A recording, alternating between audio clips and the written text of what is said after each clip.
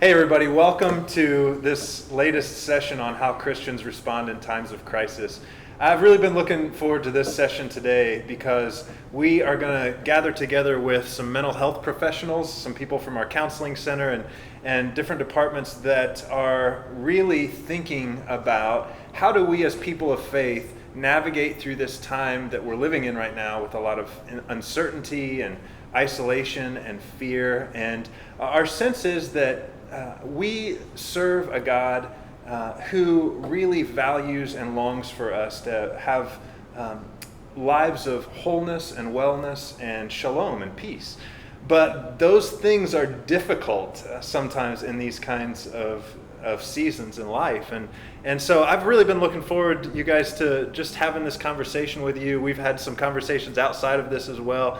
We're serving a community that has gone home in large part and dispersed around the globe. And a lot of us are in very different environments than we're used to, with small groups of people, isolated, a lot of fear, a lot of uncertainty about just what's coming ahead. And so I know that you all have been thinking about this in terms of health and wellness, mental health here recently. So let me I'll kick it off. We're just going to have kind of a freewheeling conversation here today.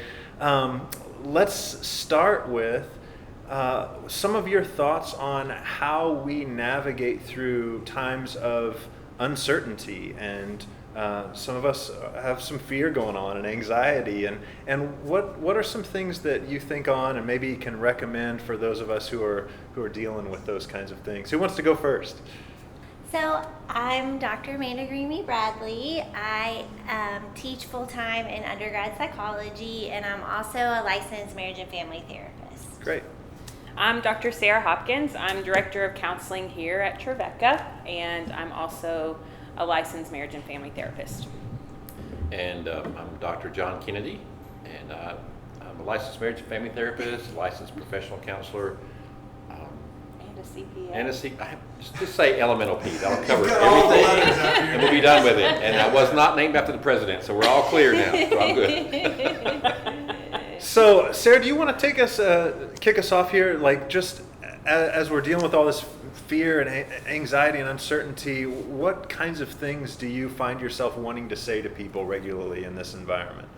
Yeah, I mean, a minute ago you said some of us are facing some anxiety and fear, and I would say that a majority of the population is feeling anxiety and fear. And so, even myself, I have talked to my people about that and have been really honest about that, and I think that is one of the things that we can do that really help, to know that, number one, you're not alone, that this truly is a worldwide pandemic, that a lot of people are suffering and a lot of people are scared, and that, although we are alone in our houses, we are not alone, that we're all in this together and not, and that we are all feeling this, and that when I kind of get overwhelmed with what this is and what this can mean, I just try to remember that I'm feeling what a lot of people are feeling.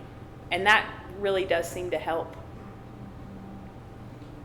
Yeah, I think in the therapy world, we use this term normalize a lot, which is just basically means helping people understand what their experience is typical, and that can make us feel a little bit better. And so it seems like I've been having a lot of conversations with other faculty and with students over email and et cetera, that it's really normal to be sort of freaked out right now, that these times are really uncertain. And as I've been thinking about the Trevecca community, the community is one of my very favorite things, maybe my most favorite thing about working here.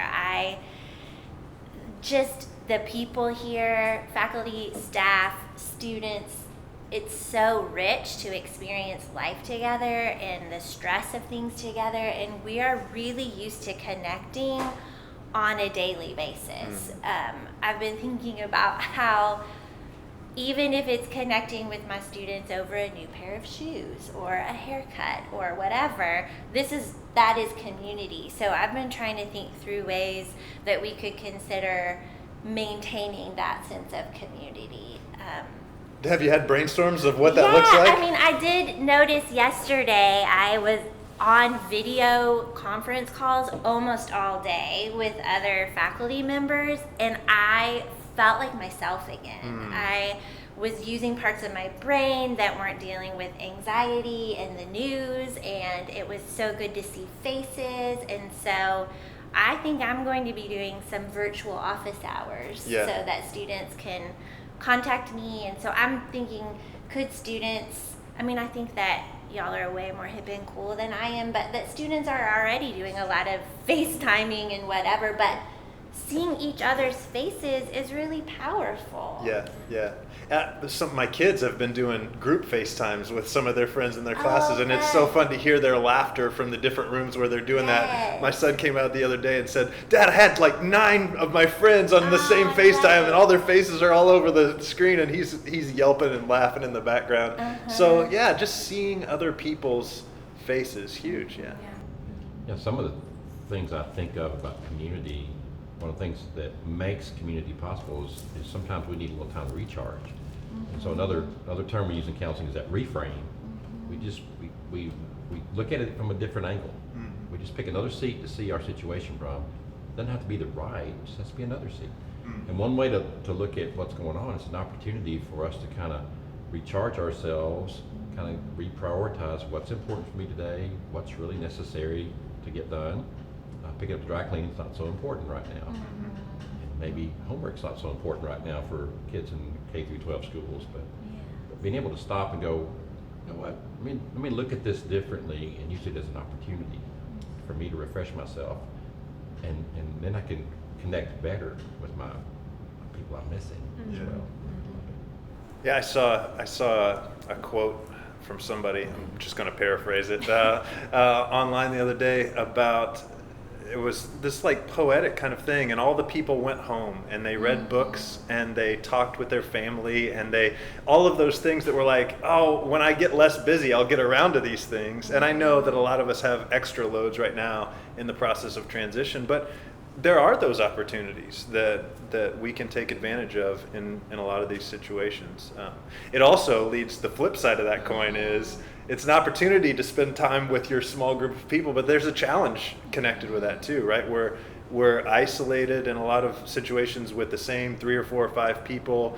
Any tips on or thoughts around how to navigate that, being together with people that you're not used to spending so much time with? Yeah, or for our traditional students, you're not used to your parents parenting you as much anymore. I mean, that's a really big adjustment to go back to. Yeah. This is anecdotal, but my husband and I are implementing a thing where we've created this woman that doesn't really live in our house, but her name is Brenda. So when we find like a coffee mug that's somewhere it shouldn't be, or like an apple core, we're like, Brenda left something out again, just as like a way to blame other people instead of each other. So I think that silliness can be, nothing against Brendas in the world, but just that silliness can be good. But in thinking about people that are hard for us to live with, and some family systems are toxic. If they weren't, we wouldn't have jobs as therapists. So, self-care is such a buzzword right now, but really thinking through what works for us as individuals. Do we need time alone and kind of structured time to do some reading? Or I've been really thinking about the importance of moving our bodies, and so that could look like going on a walk by yourself to get away from people who are hard for you and driving you crazy. I know that y'all have other ideas too. No, I mean, I totally agree. Yesterday I went on 3 walks, one alone and one with my children and one for exercise. But I think we were talking about this earlier, that even if you really love and like people, if you are in a confined space with them for too long, that's difficult. And so, just knowing that when that shows up, that's showing up for a lot of us. And I mean, I really like the people that live in my house, and I really need to get away from them sometimes. And so I also think too that sometimes that stress and anxiety is contagious in some ways. And so if we're in systems where there's a lot of worry and a lot of concern, all of us kind of have roles in that for our families. Some of us are expected to kind of be the cheerleader and say, there's nothing to worry about. And, some of us are expected to be the people that like embrace all the worry and concern. And so I would say too, just kind of noticing what role are you fulfilling in your house? And,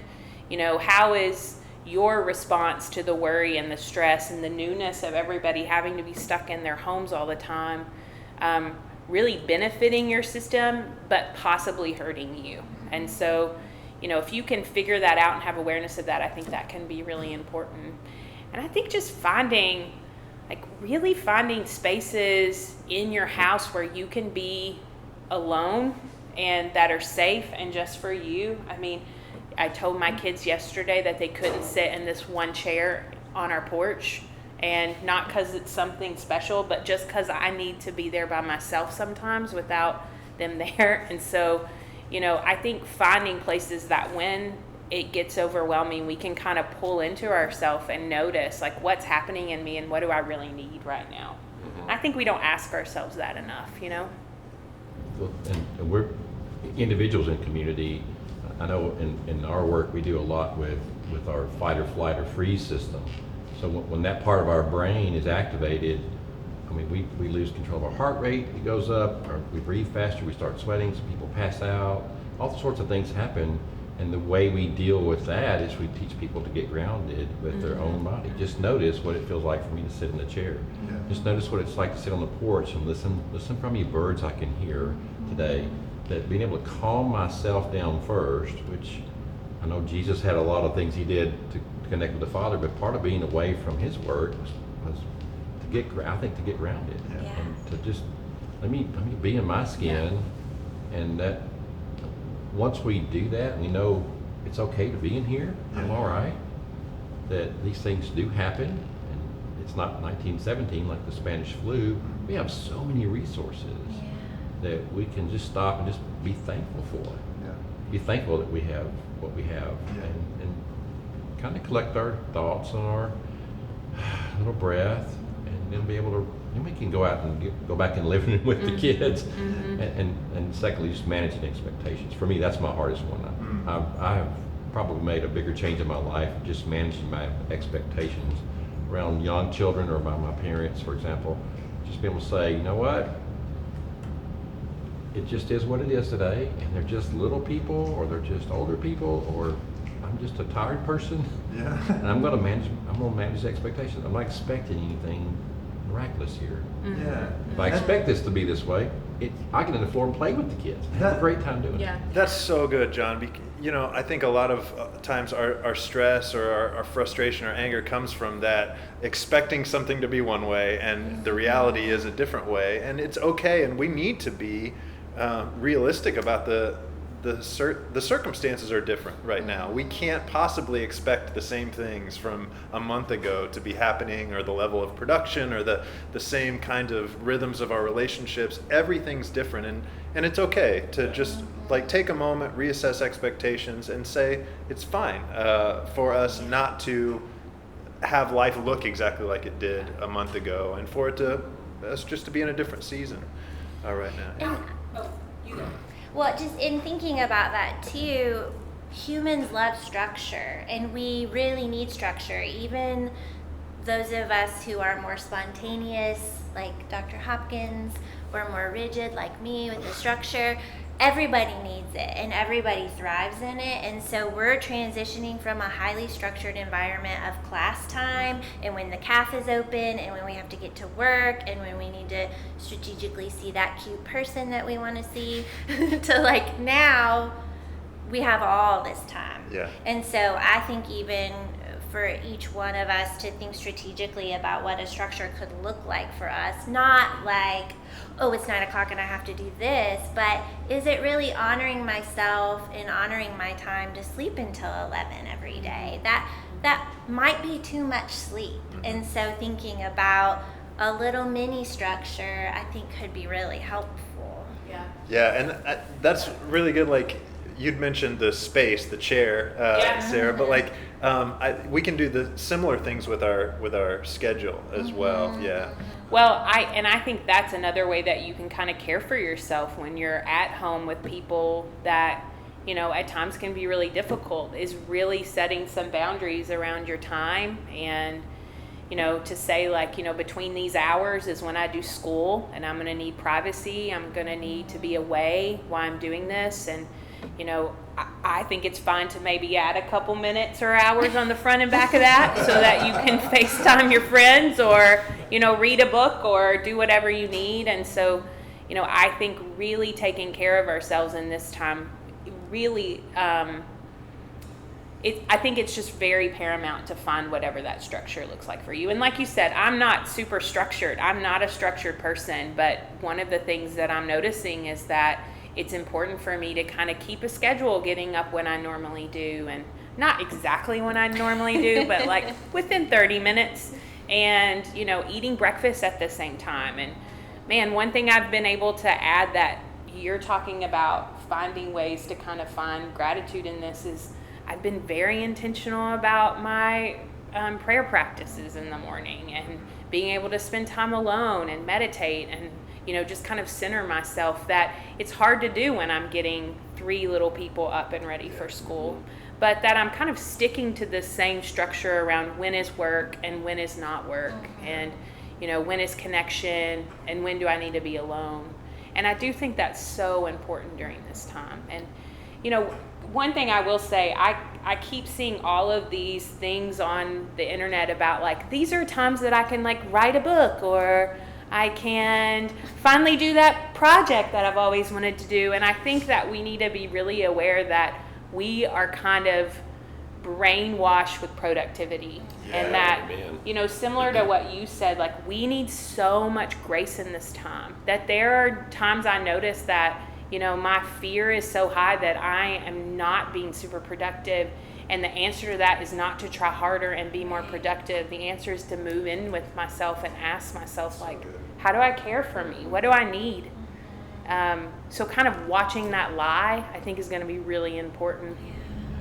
So it's a little preachy, just a second. Yeah, bring it. It's All a right. chapel. We'll pass the plate. But I share with my wife, I thought about how David, when he sinned with Bathsheba, the son that was to be born, God said, he's not going to live. And David just, all the anxiety, all the fear, all the grief that he poured out, and his advisors and friends were saying, you need to come take care of yourself. You need to eat, you need to sleep, you need to wash, shave. He wouldn't have any of it. And then when the child dies, he goes to the supper table, he's taking a shower, he's cleaned up, and they're just flabbergasted that you need to be mourning. I could just see him laying his fork down and going, while I had this ability to do this much about making some itty bitty minuscule impact on it, I poured everything I got out. But now this is bigger than I can do. I can't do anything about this. And he has this peace. So a couple things I've thought about that for myself, and I shared it with some folks the other day. It's like, number one, realize what is it I can do something about, what is it I can't do anything about. Yeah, sure. I can't change the spread of all this and how it affects everything. Yeah. And so maybe I just take care of myself. It's time to just be calm. John, you mentioned that process of grieving and mourning, and that was something that I wanted to go to with you all, because I think sometimes as Christians we get a little bit allergic to the process of grief and mourning, and we try and hold it off and put on a good front or whatever. But there are a lot of people right now who legitimately are going through some loss. I've been thinking a lot about our seniors here at Trevecca, and people who are missing out on some opportunities and experiences. And then we've got people that have sick relatives and are dealing with different kinds of loss. And I just wanted to hear from you all about some healthy ways to walk through those seasons. Just, I don't know, thoughts around grieving and mourning and experiencing loss. Well, we know that really in America we don't do a good job of grieving, whether we're Christian or not. Americans we just don't have a lot of practices around it. We have we always think of grief as only being about going to a funeral and then kind of being done, or that we should even, when someone dies, that we should be over it within a few months. But grieving is a process, and grieving is ongoing. And I believe that grief can be really beautiful. I think about times in my life where there has been significant grief, and I can look back and just really tangibly remember God's presence during that time. And so, we can read all throughout Scripture and see how God is there. God is always present with us. So in kind of like in the belly of our grief, remembering that we're not alone. And I'm also trying to think practically, because as counselors, we're really good about saying things like feel your feelings or be aware of what you need. And who always knows what we don't know what we need. And so I think how we pay attention to what we need is having awareness of how do we feel when we're on media? Do we feel better when we're on it? Better when we're off of it? What does that look like? Also think of really tangible practices like doing a scripture reading. And for me, when I do that, I pick out one word that stuck out to me that day, and it's like my anchor for the day. So when I'm getting really overwhelmed, I can think steadfast love, or call out to God, or just grace, or whatever. So practices like that. But even how do we grieve? We can move our bodies. We can get in nature. We can say, I hate this. I hate that I'm not with my friends. I hate that I'm not sitting in an amazing lecture right now. I hate that I'm not running around or hanging out in Nashville. Acknowledging what we don't like. That's going to be really healthy. You could read straight through some scriptures if you need some extra words for that too. Read the Lamentations, read several of the Psalms, and this is a part of the language of faith. Is things aren't right now, God. We need rescued. We need help. That's a part of the process for sure. Thoughts, John, Sarah? Yeah, I think about grief for me personally as it's a sacred space. It's not a thing. It's not an event. It's a space. And it's a space where I show up in that space and I let my mind, my body, and my soul, all three at the same time experience the same thing. This is too big for me. I'm overwhelmed. I can't do anything about this. So it's acknowledgement, like David acknowledges there's nothing I can do about this. He's able to meet God there. And for me to do that, it can happen on a schedule. It doesn't. Some of it's alone time. Some of it's showing up at Sarah's office saying, I don't feel good. Or she says, what's wrong? What's going on? I go, being able just to have those emotions and my mind be at the same place at the same time my body's feeling it, I think that's healthy grieving, is letting myself be in a space and remembering that I'm not alone there. That's the space where God meets me. Grief is that cool in the middle of the day in the Garden of Eden where God came and talked to me. I think there was some grief going on there. They messed up, and God wants us. He said, "Where are you? I want you to be here. I'm here with you." Yeah. And I see you. Yeah, and God's about integrating things, everything. He's reconciling, integrating, and so it's not like we're going to forget this part of our life. It's going to be something our grandchildren. Hopefully, will hear stories, and it'll be like, well, I hear about my parents' stories from World War II or from the Great Depression, things like that. Of being able to share that. And this will be part of our story. If we integrate it, and grief is a process of integrating that into my life, not getting through something for me. Yeah, and I'm terrible at it. Well, yeah, because I think when you really grieve, you have to, in some ways, give up control, right? There's this author I like that talks about that grief is one of the emotions that we're given by our Creator that we have to choose to enter into. And, we have to give up control to access it. And I think the cool thing that's a bad way to say it. I think the thing about grief that makes it easier for me to move towards, and I don't love it, is that I think we have a Creator that is kind of just waiting for us to be there so that they can show up with us. They can show up with us and show us love. And, Roar talks about this idea, and hate that I'm going to paraphrase Rohr, but he says essentially it's not that we need to look for God's presence. We need to be aware that it's like here on this couch with me, like he showed up in this room with me today. And so I think that when we move towards a place of grief, and I would say even before that, it might be anger for a lot of our students. Anger about what they're missing, anger about this place that they found themselves in where they have little control, and we feel it too, and that we have to move towards the anger, and God is in that anger, and God is in that grief, and he's in all of that heart, and he is sitting right next to you in it. It's not that you have to try to find him. He's already there. Yeah. And God can handle our intense emotions about this. And God's not freaking out. I mean, there's just such a steadiness if we can really enter into a space of accessing God, and that there's such comfort there. I was thinking about this last night. There were bad storms that came through by our house, and we live kind of in a valley, so you hear the thunder extra loud, and our 3-year-old was really scared. So we brought him into bed with us, and I was holding him, and he said, "Mama, I feel safe now."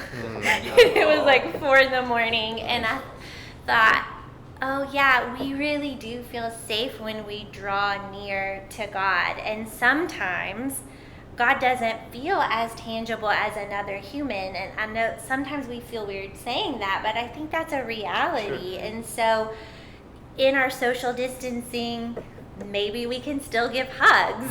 Like, feel there's something about human connection that can remind us of the way that God feels for us. And reaching out for that comfort is really important right now.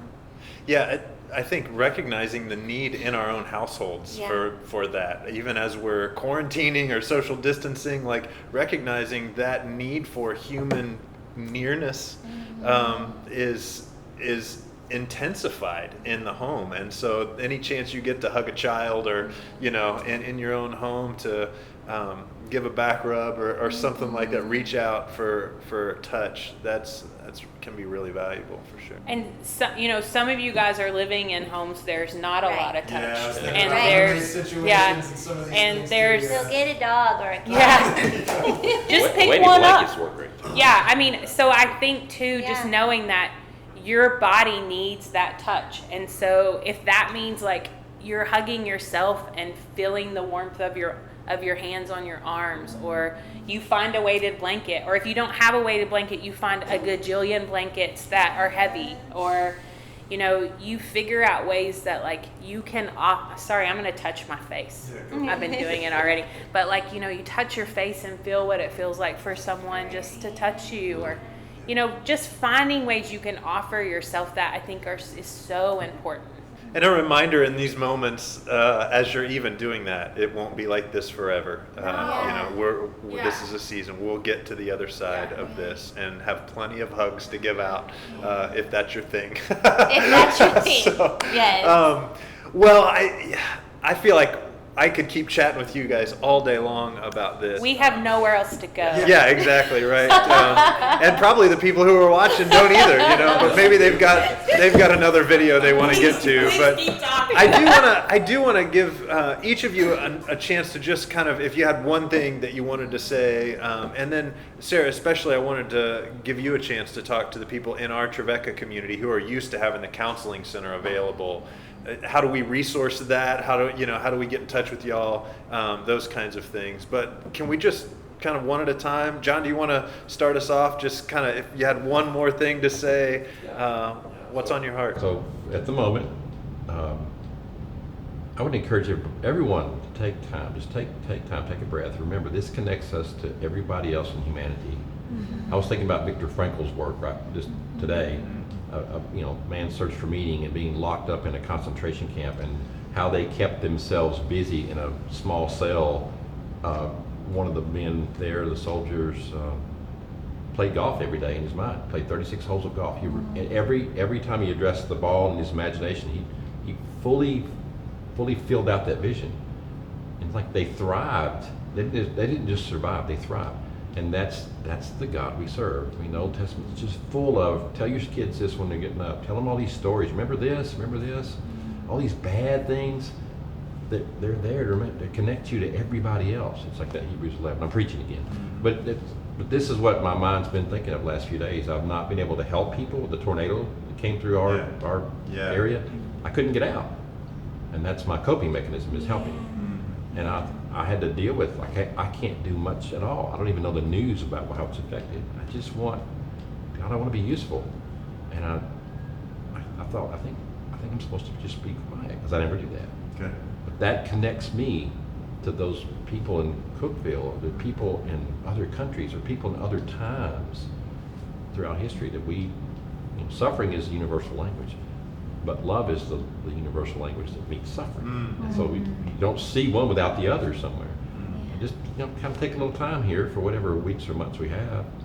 Like, we'll get to the end, but we are now connected. We are knit together with all the other folks. That's good. A shared narrative. Yeah. Yes. Which we've been lacking that, in the world. Not that you asked for something like this, but the shared narrative really does have a power to bring us together and connect us across spaces and experiences. So yeah, Amanda, thoughts? So I have 3 things I want everybody to think about doing. One is every day connect with someone who sees you for who you really are. So we had like a 3-minute video chat yesterday, but my husband was working from home and he was like, "Who are you talking to? Why were you laughing so hard?" I'm like, I need to do that every day. The other thing is move your body. We're all sitting so much more than we normally do, and our bodies need to move. And then the third is to look for moments of awe, because we know from research that experiences of awe can help combat anxiety and depression, and we're all at heightened risk right now. So awe is even looking at the sun. Well, not directly. That tree out there. But yes, the trees. I find awe in looking at my cute children. Awe at what your mind can do. Just look for moments of wonder. So good. Yeah. That's hard to follow. So always put me before her. Yeah, ditto. Yeah, I mean, I just want people to know that we're in it with them. Yeah. So, yeah. We miss them. Mm-hmm. We miss you guys. Any, just process things, like if people need to reach out to the counseling center, like those kinds of things, is there a process yet? I know we're in the middle of transition, so maybe you guys don't have all this worked out yet, but any recommendations, advice for our... Yeah, so we are currently figuring that out. Okay. We have resources available to folks that were already connected to the counseling center, and they should be hearing from their counselor soon about that. And then we are still taking clients that are located in Tennessee through this semester. And then if you're not in Tennessee, we have some resources that we're gathering for you too. And, if you just need to email me or another one of the counselors that at the center and just say, like, this stinks, do it, we're here. You can reach out to us and do that. And we're really trying to be intentional about being a place that people can come, remotely and find a little bit of encouragement or find what they need. Friends, this has been so rich. I'm so thankful to have been able to sit with you and listen to your thoughts and wisdom here. Amanda, you mentioned that looking for awe. And I've seen that in the response of people, not just of faith, but people who are actively seeking to sow some love and compassion into the world in a time when suffering is rising up, and to see God work through so many different people to meet real human needs has been real powerful to me, and I see the 3 of you doing that in some special ways, and each one of us as Christians, as followers of Jesus, we have opportunities, don't we, to pay attention to those spaces and to those needs as they arise, and to maybe take an opportunity to have the kingdom of heaven sort of break in those moments and create a little bit of awe. So I hope that those of you who have walked through this video with us, have watched all the way to the end, will take opportunities as you get them for those kinds of moments. Thanks so much for joining us. We believe that God is a God of peace and a God of goodness and love and compassion. And so we trust that this God will be active in your lives, in your family, or your group of people that you're currently with right now, in some real powerful ways, that you would see this God of grace and compassion to be near to you and close to you in some ways that create healing and wholeness and wellness. Until next time, friends, thanks so much for joining us, and we will see you again soon.